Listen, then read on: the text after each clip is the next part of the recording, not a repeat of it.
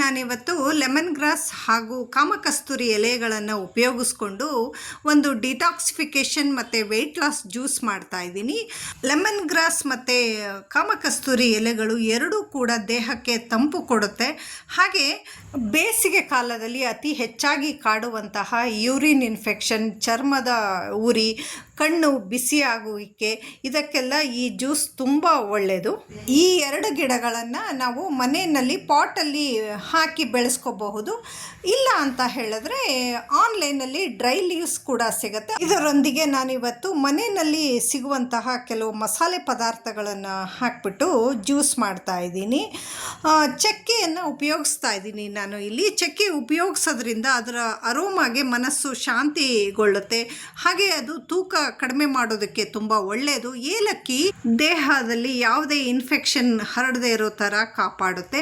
ಹಾಗೆ ಕಾಳು ಮೆಣಸು ಒಳ್ಳೆ ಜೀರ್ಣಶಕ್ತಿಗೆ ಒಳ್ಳೆಯದು. ಹಾಗೆ ಶುಂಠಿ ಕೂಡ ಜೀರ್ಣಶಕ್ತಿಗೆ ಒಳ್ಳೆಯದು. ಮತ್ತು ಲವಂಗ ತೂಕವನ್ನು ಬೇಗ ಕಡಿಮೆಗೊಳಿಸುತ್ತೆ.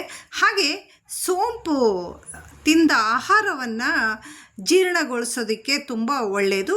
ಇವೆಲ್ಲ ಪದಾರ್ಥಗಳನ್ನು ನಾನು ಇವತ್ತು ಕುದಿಯುತ್ತಾ ಇರುವ ನೀರಿಗೆ ತರಿಯಾಗಿ ಕುಟ್ಕೊಂಡು ಸೇರಿಸ್ಕೊಳ್ತಾ ಇದ್ದೀನಿ. ತುಂಬ ಫೈನ್ ಪೌಡರ್ ಆಗೋದೇನು ಬೇಡ.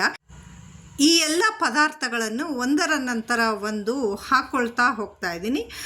ನಂತರ ಈ ಕುದೀತಾ ಇರುವ ನೀರಿನ ಪಾತ್ರೆಯನ್ನು ನಾನು ಕೆಳಗೆ ಇಳಿಸ್ಬಿಟ್ಟು ಲೆಮನ್ ಗ್ರಾಸನ್ನು ಕಟ್ ಮಾಡಿ ಹಾಕ್ತಾ ಇದ್ದೀನಿ. ಲೆಮನ್ ಗ್ರಾಸ್ ಮತ್ತು ಕಾಮಕಸ್ತೂರಿ ಎಲೆಗಳನ್ನು ಹಾಕಿದ ಮೇಲೆ ನೀರನ್ನು ಕುದಿಸಬಾರ್ದು. ಹಾಗೆ ಈ ಬಿಸಿ ನೀರಿಗೆ ಅದನ್ನು ಹಾಕಿಬಿಟ್ಟು ಒಂದು ಪ್ಲೇಟ್ ಮುಚ್ಚಿ ಇಡಬೇಕು.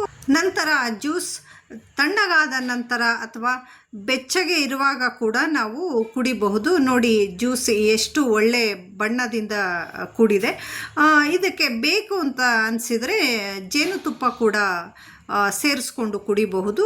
ಜೇನುತುಪ್ಪ ಸೇರಿಸ್ಕೊಳ್ಳೋದಾದರೆ ನಾವು ಬಿಸಿ ಇರಬಾರ್ದು. ನನ್ನ ಇವತ್ತಿನ ಈ ವ್ಲಾಗ್ ನಿಮಗೆ ಏನು ಅನ್ನಿಸ್ತು ಅಂತ ಹೇಳಿಬಿಟ್ಟು ಕಮೆಂಟ್ ಸೆಕ್ಷನಲ್ಲಿ ಕಮೆಂಟ್ ಮಾಡಿ ತಿಳಿಸಿ. Thank you for watching. ಮತ್ತೆ ಸಿಗ್ತೀನಿ. ಬಾಯ್.